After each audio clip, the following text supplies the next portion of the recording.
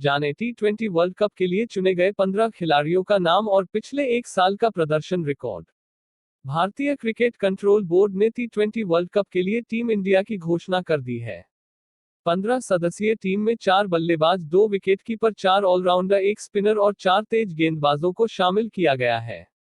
वहीं 2 तेज गेंदबाज, 1 स्पिनर और 1 बल्लेबाज स्टैंडबाय के तौर पर होगा। चयनकर्ताओं ने स्टैंडबाय खिलाड़ियों के तौर पर लाइक टू लाइक रिप्लेसमेंट का ध्यान रखा है। जाने टी20 वर्ल्ड कप के लिए चुनी गई भारतीय टीम। रोहित शर्मा कप्तान, केएल राहुल उप कप्तान, विराट कोहली, सूर्य कुमार यादव, दीपक हुड्डा, ऋषभ पंत विकेटकीपर, दिनेश कार्तिक विकेटकीपर, हार्दिक पांड्या, रविचंद्रन अश्विन, युजवेंद्र चहल, अक्षर पटेल, जसप्रीत बुमराह, भुवनेश्वर कुमार, हर्षल पटेल और अर्शदीप सिंह। स्टैंडबाय के लिए चुनी गई भारतीय टीम। मोहम्मद शमी, दीपक चाहर, श्रेयस अय्यर और रवि बिश्नोई। रोहित शर्मा। भारतीय टीम के कप्तान रोहित शर्मा ने अब तक 136 टी20 में 31.75 की औसत से 3620 रन बनाए हैं। उनके नाम टी20 में सबसे ज्यादा 4 शतक हैं। इसके अलावा उनके नाम 28 अर्धशतक भी हैं। वहीं रोहित का स्ट्राइक रेट 140.64 का है। रोहित का टी20 में हाईएस्ट स्कोर 118 रन का है। विराट कोहली ने टी20 अंतर्राष्ट्रीय में 104 मैचों में 51.94 की औसत और 138.38 के स्ट्राइक रेट से 3584 रन बनाए हैं। उनके नाम इस फॉर्मेट में 1 शतक और 32 अर्धशतक है। पिछले टी20 वर्ल्ड कप से लेकर अब तक विराट ने 9 टी20 मैचों में 51 की औसत और 142.80 के स्ट्राइक रेट से 357 रन बनाए हैं। एशिया कप 2022 दौरान उनके बल्ले से 1 शतक और 3 अर्धशतक निकले हैं। सूर्य कुमार पिछले टी20 वर्ल्ड कप के बाद से टीम इंडिया के सबसे ज्यादा रन बनाने वाले बल्लेबाज हैं। 16 नवंबर 2021 से लेकर अब तक उन्होंने भारत के लिए 20 मैचों में 35 की औसत और 176.47 के स्ट्राइक रेट से 630 रन बनाए हैं।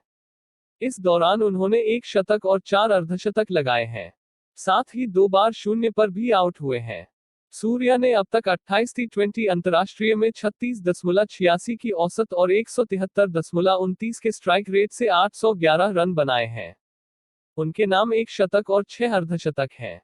केएल राहुल का फॉर्म पिछले कुछ समय से चिंता का विषय रहा है।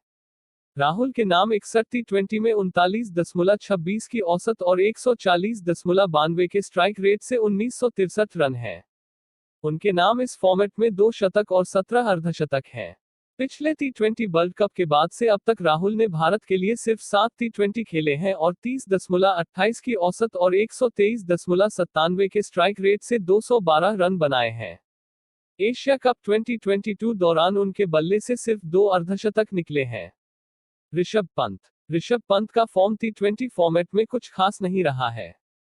58 टी20 में पंत ने 23.95 की औसत और 126.39 के स्ट्राइक रेट से 934 रन बनाए हैं। उनके बल्ले से इस फॉर्मेट में सिर्फ 3 अर्धशतक निकले हैं। पिछले साल टी20 वर्ल्ड कप के बाद पंत ने 20 टी20 खेले हैं और 26.46 की औसत और 131.29 के स्ट्राइक रेट से 344 रन बनाए हैं। उनके बल्ले से इस दौरान सिर्फ 1 अर्धशतक निकला है। दिनेश कार्तिक ने इस साल आईपीएल में कई शानदार पारियां खेली और अपनी टीम रॉयल चैलेंजर्स बेंगलुरु के लिए मैच फिनिश किया। इसी वजह से उनकी टीम इंडिया में वापसी हुई। भारतीय टीम में भी इस साल उन्होंने कई मैच जिताऊ पारियां खेली हैं। ऐसे में उनका रोल काफी अहम होगा। कार्तिक ने भारत के लिए 50 टी20 में 28.19 की औसत और 139.95 के स्ट्राइक रेट से 592 रन बनाए हैं। हार्दिक पांड्या अब तक भारत के लिए 70 टी20 में 23.26 की औसत और 144.68 के स्ट्राइक रेट से 884 रन बनाए हैं। वहीं 54 विकेट भी लिए हैं। पिछले टी20 वर्ल्ड कप के बाद से हार्दिक ने भारत के लिए 16 टी20 खेले हैं। इसमें 142.06 के स्ट्राइक रेट से उन्होंने 331 रन बनाए हैं। पिछले साल टी20 वर्ल्ड कप के बाद से हार्दिक ने 16 टी20 खेले हैं और 331 रन बनाए हैं। इसके अलावा उन्होंने इस दौरान 12 विकेट भी लिए हैं। दीपक हुड्डा। पिछले साल टी20 वर्ल्ड कप में खराब प्रदर्शन के बाद दीपक हुड्डा की टीम इंडिया में एंट्री हुई।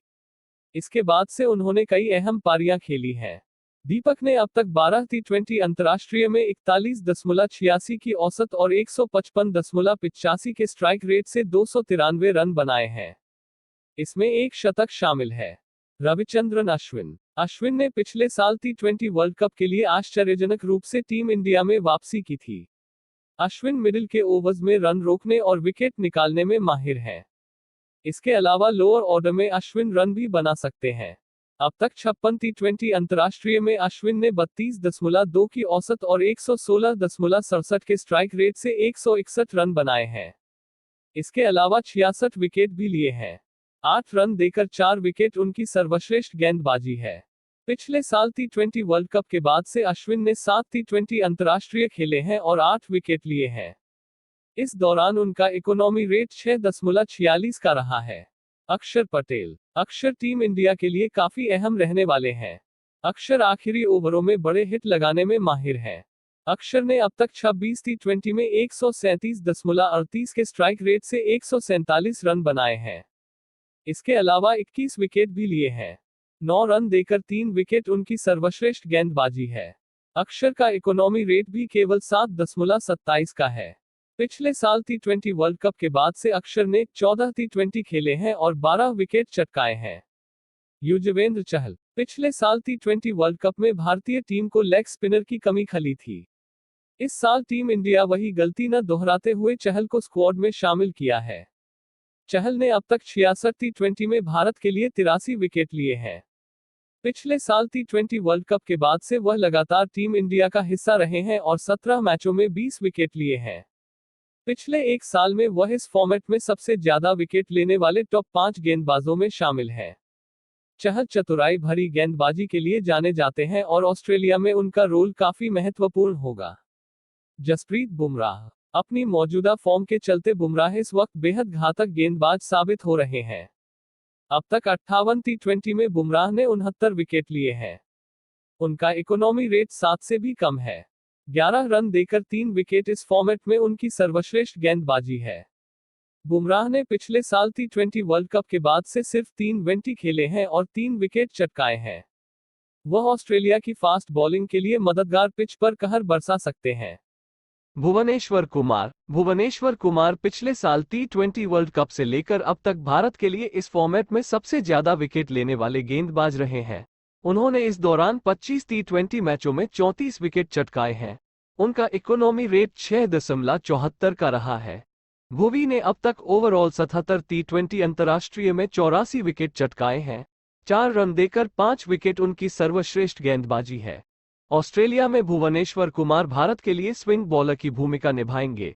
हर्ष पटेल के लिए 2021 आईपीएल शानदार रहा था। इसके बाद से वह लगातार चयनकर्ताओं की नजरों में थे। पिछले साल टी20 वर्ल्ड कप के बाद उन्हें टीम इंडिया में शामिल किया गया। अब तक हर्ष ने भारत के लिए 17 टी20 में 23 विकेट लिए हैं। स्पीड में वेरिएशन और लगातार यॉर्कर फेंकना उनकी खासियत है। वो डेथ ओवर स्पेशलिस्ट माने जाते हैं। हर्ष टीम इंडिया के लिए ऑस्ट्रेलिया में महत्वपूर्ण रहने वाले हैं।